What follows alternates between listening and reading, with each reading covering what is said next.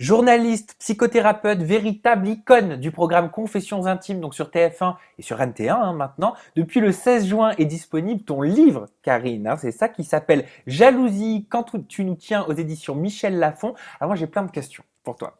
Alors j'ai des questions forcément en rapport avec Confessions intimes et tes passages cultissimes dans l'émission, mais aussi et surtout sur ton livre Jalousie quand tu nous tiens, parce qu'on va parler jalousie. Alors ouvrez grand vos oreilles à la maison, on va parler couple, on va parler amour. Vous restez avec nous, tu es prête Karine à te confier? C'est parti, on y va. Ok, c'est pas ton confession intime, mais en tout cas ça sera en toute intimité, juste après le jingle.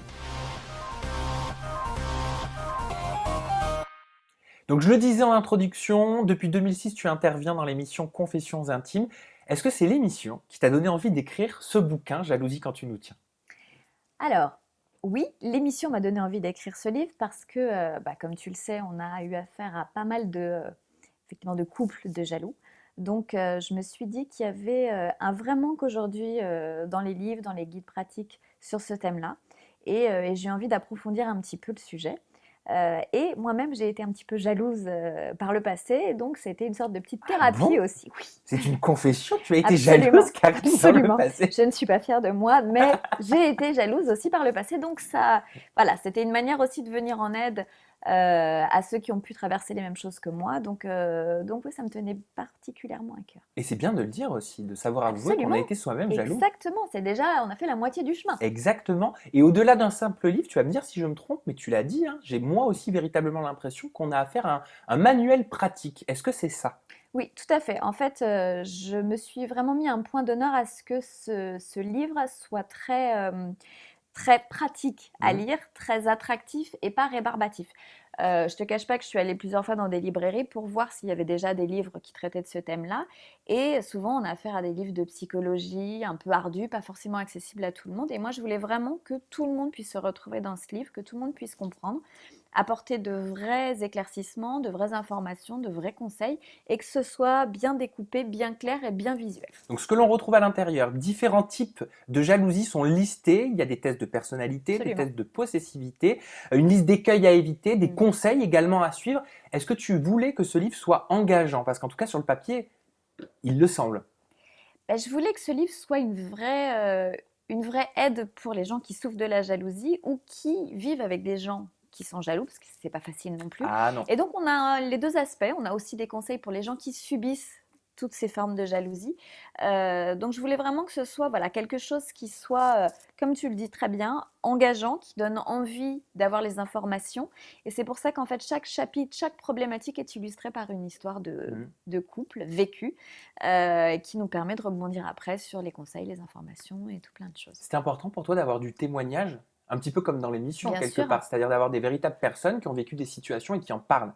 pour moi, c'est primordial Oui. parce que quand on est juste dans la théorie, on passe à côté de plein de choses et Mhm. les gens ne se retrouvent pas forcément. Alors que là, ce que j'ai voulu, c'est que les gens puissent se dire, quand ils vont lire les histoires, puissent se dire, ah bah tiens, il m'arrive un peu la même chose, Mhm. tiens, je me retrouve dans tel couple, ou on peut se retrouver dans plusieurs problématiques et c'est plus concret.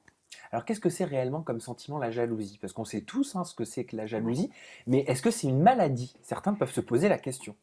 Alors, la jalousie n'est pas une maladie, la jalousie est avant tout une peur. Oui. En fait, il y a deux sentiments qui guident le monde, entre guillemets, c'est l'amour et la peur. Oui. La jalousie fait partie des peurs. Après, il y a différents stades de jalousie. Donc, on peut être jaloux normal, on peut être jaloux possessif, ou on peut être jaloux maladif ou pathologique. Et là, la jalousie peut devenir une vraie maladie, une vraie pathologie, D'accord. et il faut vraiment prendre le problème à bras le corps. Est-ce que tout le monde peut être potentiellement jaloux? Est-ce que ça touche tout le monde aujourd'hui, la jalousie? Bien sûr. Alors, il y a quand même des gens qui me diront toujours, moi, la jalousie, je ne connais pas. Alors, effectivement, il y a des personnes qui ont un degré de confiance en elles ou voilà, qui ont une assurance, qui sont bien dans leur basket et qui ne ressentent pas cette problématique de Mhm. jalousie. Mais soyons très honnêtes, pour n'importe qui, vous voyez votre chérie, votre amoureuse dans les bras de quelqu'un d'autre ou dans un jeu de séduction, dans un jeu de séduction, forcément, ça déclenche de la jalousie obligatoirement. Est-ce que la jalousie est le symptôme d'un malaise plus ancien? Est-ce que ça provient de l'enfance? Est-ce que Ça, c'est dû dé- à des névroses? Ça peut être dû à des névroses. On sait que, par exemple, dans la jalousie possessive, il peut y avoir des problèmes qui sont liés à l'enfance, c'est-à-dire un sentiment d'abandon par un parent, enfin, un sentiment aussi de ne pas avoir été Hmm. préféré. Donc voilà, il y a plein de petites choses qui peuvent faire qu'on va être plus jaloux que quelqu'un d'autre. Mais effectivement, comme il y a différents stades de jalousie, voilà, à chacun de savoir où il se situe dans ces trois grands stades de jalousie. On dit que la jalousie souvent touche les jeunes. C'est vrai que souvent quand on découvre la vie vers 18, 19, 20 ans, on a tendance à être extrêmement jaloux, peut-être un petit peu possessif. Je me fais la voix des jeunes qui nous regardent. Et je l'avoue, moi aussi, je l'ai été très jeune. Et c'est parti un petit peu en prenant de l'âge. Bah oui, quand on prend de l'âge, on acquiert une certaine maturité, on se fait plus confiance, donc on réagit différemment. C'est vrai que les jeunes sont souvent plus jaloux que la moyenne Oui, parce que déjà quand on vit une première histoire d'amour, ben, on a l'impression qu'on ne pourra jamais se remettre d'une rupture. C'est oui, la première, donc tout est amplifié. exacerbé. Ouais. Voilà. Donc oui, on a tendance à être plus jaloux parce qu'on a très peur de perdre l'être aimé.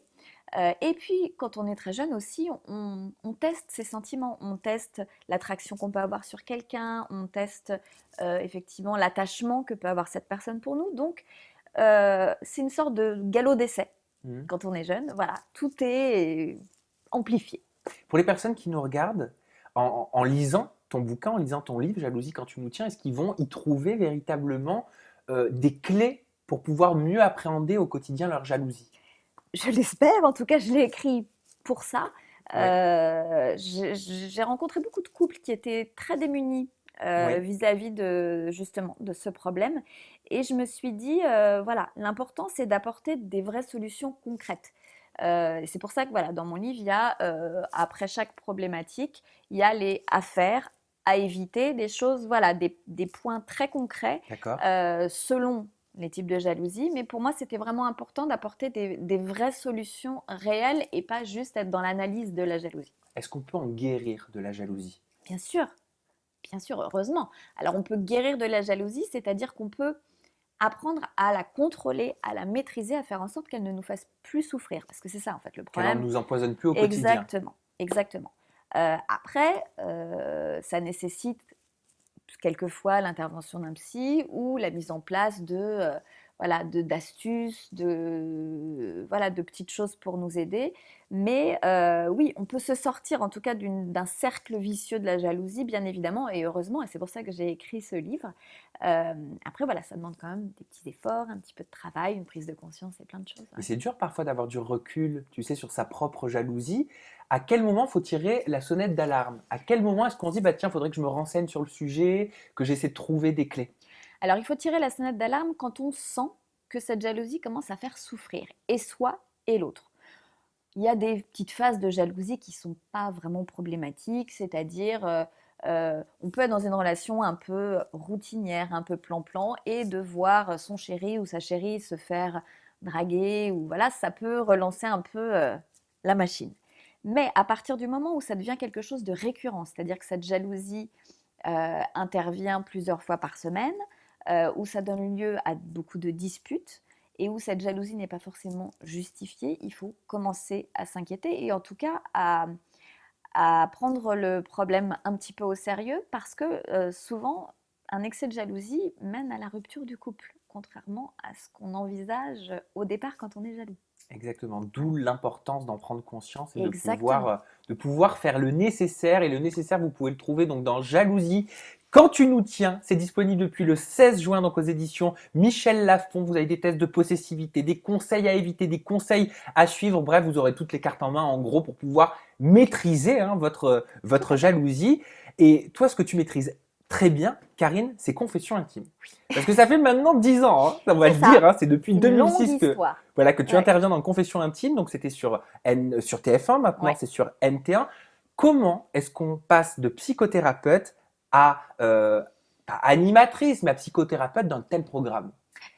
Eh ben, j'ai été contactée par les équipes de l'émission qui, je pense, à un moment donné, avaient envie un petit peu de rajeunir l'image de la psy. Et j'ai fait un essai. Ouais. Et en fait, ça a été concluant. Et voilà, je suis là depuis 10 ans. Est-ce que ça t'a changé la vie, Confession intime concrètement? Est-ce que Euh, tu as conscience, en gros, que ton visage, quelque part, est devenue tout aussi célèbre que l'émission. C'est-à-dire qu'on associe Confessions intimes à Karine Grandval. Alors oui et non. Oui, parce que effectivement, quand je me promène dans la rue ou je vais faire des courses, j'ai plein de gens très gentils qui me reconnaissent et qui viennent me parler toujours de manière adorable, j'avoue. Mais à côté de ça, j'ai une vie hyper normale et j'ai pas une vie comme certains peuvent quelquefois l'imaginer de star ou voilà. Donc oui, c'est un peu ambivalent, j'ai un peu les deux. Bah alors moi, j'ai envie de m'intéresser un petit peu aux coulisses de l'émission. Parce que l'émission, on la connaît tous depuis maintenant une décennie. On l'adore. Moi, je le dis, je le confesse. Tous les jeudis, je suis devant ma télé parce que... Ah mais oui, j'adore l'émission. Et d'ailleurs, merci, hein, parce que c'est un véritable plaisir pour moi Non, ça me de te touche. recevoir. Comment est-ce que tu la prépares, cette émission? Comment est-ce que tu prépares tes interventions? Alors en fait, je ne prépare pas énormément les interventions. J'ai besoin d'être dans le ressenti des gens. Et au début, je préparais un petit peu plus et j'avais vraiment l'impression que j'avais des choses qu'il fallait que je dise et j'étais moins connectée, en tout cas les 2, 3 Oui. premières émissions, j'étais moins connectée à la relation humaine avec les personnes. Alors que en préparant beaucoup moins, alors oui, je suis au courant, on m'explique ce qui s'est passé, parce que moi j'arrive en général le troisième jour, les équipes de tournage filment les gens, les témoins, comme on dit, dans les 3 jours qui précèdent mon arrivée. Et moi, j'arrive le dernier jour ou les 2 derniers jours. Et on m'explique donc de quoi il retourne. Et après, j'ai carte blanche pour intervenir, pour aussi diagnostiquer le problème et venir en aide aux personnes qui en ont besoin. Donc, en fait, voilà, l'important, c'est vraiment d'être connecté à ce que vivent les gens et de créer une relation, de créer quelque chose, un lien entre nous pour que l'échange soit réel. Quand tu décides par exemple de faire du visuel, en mettant des pierres dans le sac d'une jeune fille qui est extrêmement jalouse, pour montrer à quel point, tu vois, je connais l'émission, Je vois, dis donc. pour lui montrer à quel point ce qu'elle fait endurer à son compagnon est lourd sans doute pour lui. Est-ce que c'est toi qui imagines concrètement ces visuels-là? Oui, j'imagine concrètement et puis on en parle aussi avec les équipes quand j'arrive sur place, voir ce qu'on pourrait mettre en place parce que c'est de la télé, donc il faut aussi qu'on ait Bien quelquefois sûr. des choses qui soient visuelles pour une bonne prise de conscience. Donc oui, soit moi j'apporte les idées, soit on en discute ensemble avec l'équipe de tournage et on essaie de trouver ce qui est le plus approprié. Est-ce qu'on peut réellement régler des problèmes de couple, des problèmes de jalousie en une demi-journée ou en une journée, concrètement? Bon, honnêtement, Oui, on ne fait pas un travail de psychothérapie en une journée, en parce qu'on le deux sait, un jours travail ou de en 2 jours. psychothérapie, c'est censé être un travail sur Voilà, du long terme. exactement. Ou même sur des thérapies brèves, il faut quand même plusieurs séances. Ce qu'on essaye de faire, c'est vraiment une prise de conscience, c'est-à-dire que les gens se rendent compte qu'ils sont quelquefois sur la mauvaise voie Mhm. et de leur donner en tout cas les premiers conseils. C'est un peu, j'ai envie de dire, les gestes qui sauvent. Comme on ferait un massage cardiaque à quelqu'un, eh ben, en fait, on vient et on fait le massage cardiaque à la Je personne, comprends. voilà. Et on essaye de les sortir quelquefois un peu violemment de ce mauvais pas. Et on fait du mieux qu'on peut. C'est pas toujours simple parce qu'on débarque dans le quotidien de gens qu'on ne connaît pas, qui vivent souvent des choses délicates et douloureuses. Et nous, on arrive avec nos gros sabots, une équipe de tournage, et c'est pas forcément facile pour eux. Pour nous, ben voilà, il faut créer une confiance, un lien de confiance. Donc voilà, tout ça, il faut s'apprivoiser.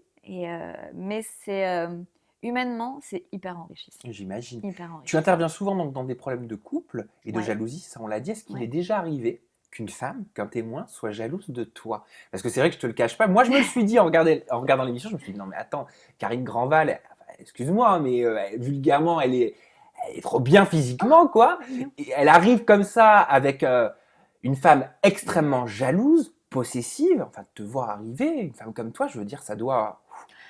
Après, oui, c'est arrivé, bien sûr, mais c'était pas dû à moi. Je pense que n'importe quelle femme serait arrivée, ça aurait été la même chose. Il y a des femmes qui sont jalouses de toutes les femmes.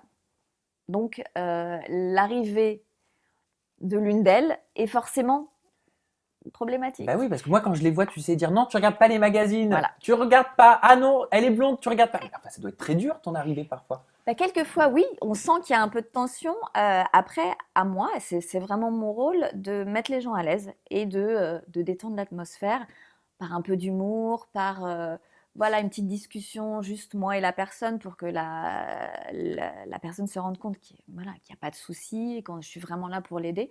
Donc vraiment, on essaye de dédramatiser et de mettre les gens le plus à l'aise Mais est-ce possible. que tu peux quand même comprendre que certains téléspectateurs regardent le programme avec second degré et trouvent certaines situations ridicules, en tout cas pour eux?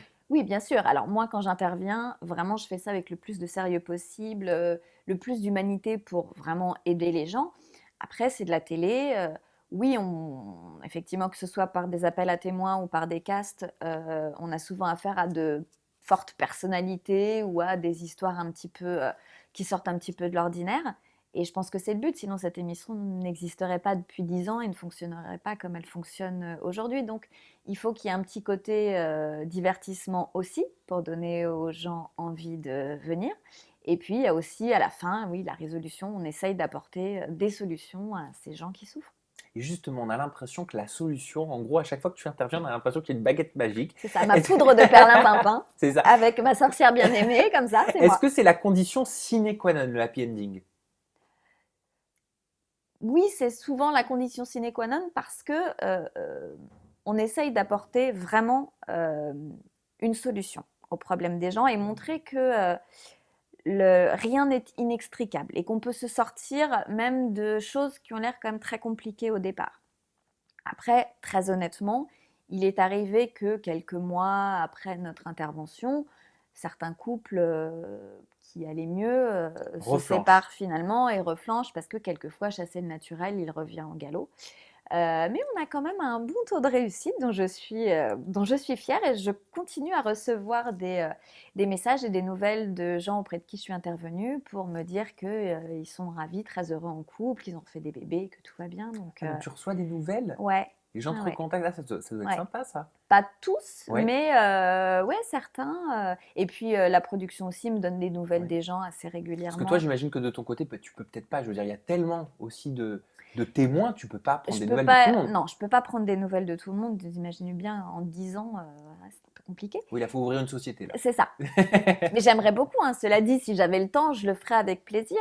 Mais en revanche, je suis toujours disponible. C'est-à-dire que s'il y a un problème, quelque chose, la prod me contacte. Et là, je rentre en contact et où je téléphone aux gens et on en discute. Il n'y a pas de problème. Je ne Hmm. les lâche pas comme ça dans la nature. Si vraiment il y a quelque chose qui nécessite mes conseils, je suis là, bien évidemment. Comment est-ce que tu as vécu, toi, plus personnellement, les critiques sur l'émission? C'est vrai qu'il y a une certaine période, courant 2013, 2012, 2013, l'émission était très critiquée.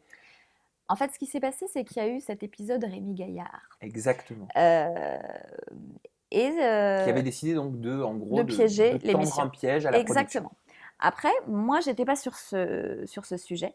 Donc, mais ce que je sais, c'est que pour y travailler depuis 10 ans, les sujets ne sont pas bidonnés. C'est-à-dire qu'on ne se dit jamais, on va faire appel à des comédiens pour jouer tel rôle. Ça n'arrive jamais. Et je vais même vous dire quelque chose. Il est arrivé de mettre des sujets à la poubelle quand on a senti que des gens jouaient la comédie et que c'était fake. D'accord. Ce qui s'est passé avec Rémi Gaillard, j'ai absolument rien contre lui, je trouve ses vidéos très drôles, c'est qu'en fait, lui a fait intervenir des amis à lui qui sont comédiens et qui ont joué des rôles.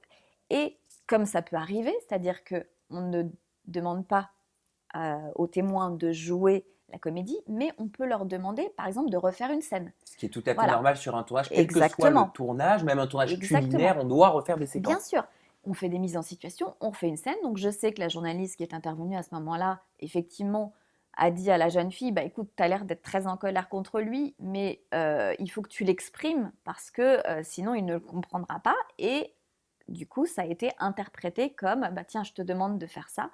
Et ça a été très compliqué parce qu'on a vécu des moments assez difficiles à la rédaction parce que je pense que c'est une des émissions pour lesquelles il est le plus difficile de travailler pour les équipes qui bossent dessus. Oui. C'est très prenant, c'est quasiment du 24 heures sur 24 quand on est en tournage. On est avec des gens, on essaye de faire en sorte que les choses se passent le mieux possible.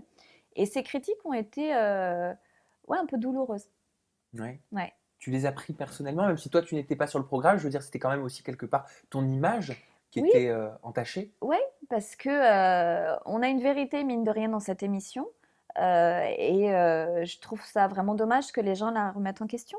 Oui. Donc Moi, je suis pas une comédienne, hein, donc je viens pas pour jouer un rôle de voilà. Donc ouais, ça m'a fait de la peine et pour les équipes et j'ai trouvé que c'était un peu dommage qu'on en arrive là.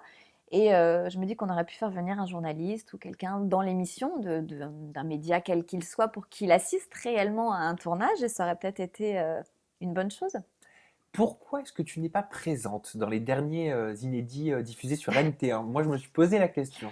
Alors, je ne suis pas présente dans les derniers inédits parce que j'avais un livre à écrire. Et aussi, très honnêtement, je pense que la chaîne et la production de l'émission a envie aussi de tester de nouvelles choses, de faire peut-être appel à des nouveaux visages. Moi, je suis là depuis 10 ans, donc les gens en ont peut-être marre de me voir. Donc voilà, j'interviens de temps en temps, peut-être un peu moins qu'avant, mais voilà, quelquefois il y a besoin d'un petit souffle nouveau et c'est bien de tester d'autres choses. Tu as envie de continuer quand même à apparaître dans l'émission, à venir en aide aux témoins de l'émission? Ah ben moi je suis pas contre, enfin en tout cas je prends toujours beaucoup de plaisir à tourner dans cette émission.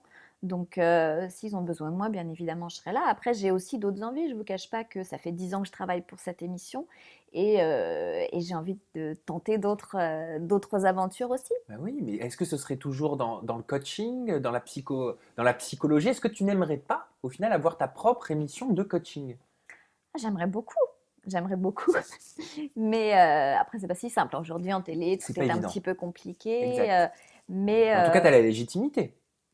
oui, je pense. Après, est-ce que les gens pensent à moi pour le faire?